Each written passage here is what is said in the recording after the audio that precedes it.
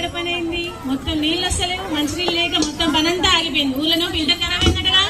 అవును వదిన, నా పనంతా ఆగిపోయింది. బజార్ లో మంచినీళ్ళు వస్తాయంట, పోయి తెచ్చుకుందామా వదిన? వస్తా వదినా, కానీ మీ అన్నయ్య గారికి కొంచెం టీ పెట్టేస్తాను. తొందరగా వదిన, వెళ్దాము. 2 నిమిషాలు పెట్టిన ఆల్రెడీ వస్తున్నా. వదిన వెళ్దామా?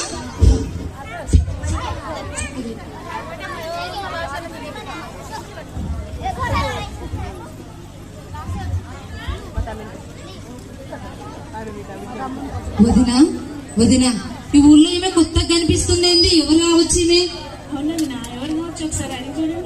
ఎవరండి మీరు? ఊర్లో కొత్తగా కనిపిస్తున్నారు. నా పేరు సుమా అండి. మా వారు ఉద్యోగరీత్యా ఈ ఊరు వచ్చామండి. అవునా అండి? నా పేరు ఉమా అండి. మా వదిన రమా వదిన. ఓహో, అక్కడ కనిపిస్తున్న ఇల్లు మావేనండి. 2 చూడండి, పెద్దగా ఉన్నాయి చూడండి, అవి మావేనండి. అలాగా? మీ పిల్లల్ని ఏ స్కూల్లో చేపిస్తున్నారండి? ఇంకా ఏ స్కూల్ అండి? మన ప్రభుత్వ బడి ఉండగా. ఏంటండి ప్రభుత్వ బడా? అక్కడ ఏం చెప్తారమ్మా? అలా అంటున్నారేంటండి? ఏం చెప్తలేరో చెప్పండి. ఏమో అమ్మా, అక్కడ పిల్లలు అసలు ఎప్పుడు చూసినా ఊర్లోనే తిరుగుతూ కనిపిస్తా ఉన్నారు.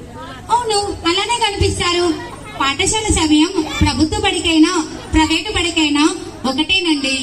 ప్రభుత్వ బడిలో పాఠశాలలో ఉల్లాసంగా ఉత్సాహంగా ఆటపాటలతో కనిపిస్తారు. అదే ప్రైవేటు బడి అయితే స్కూల్ బస్ లోనే పాఠశాల సమయం అంతా గడిచిపోతుంది. అంతే తేడా. అట్లాంటివి ఆ పిల్లల బట్టలు ఎప్పుడైనా చూసావా? షూస్ చూసావా? అవును, దుమ్ము దుమ్ము ఉంటాయి. ఈ ఊరికి వచ్చే ముందే నోబెల్ స్కూల్ గురించి విన్నానండి. దుమ్ము దుమ్ము చెప్పేసి మమ్మల్ని ఇంటికి వచ్చే ముందర ఆడిపిస్తారు, అందుకే దుమ్ము దుమ్ము అవుతాయి. అవునా, మీకు రోజు ఆటలు ఆడిపిస్తారా? మాకైతే ఆటలే ఆడించారు. ఎప్పుడైనా ఆటలు ఆడిస్తే ఒక 1/2 కిలోమీటర్ దూరం పోవాలి. మేమెంతో మా టీచర్తో చాలా ఫ్రెండ్లీగా ఉంటాం. మాకే డౌట్ వచ్చినా వెంటనే అడిగేస్తాం.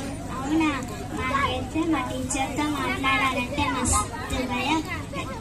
ఏం మాట్లాడనివ్వరు. స్కూల్కి వెళ్ళిన దగ్గర నుంచి వచ్చేదాకా మూతి మీద వేలేసుకుంటాం. They say always keep quiet, keep quiet.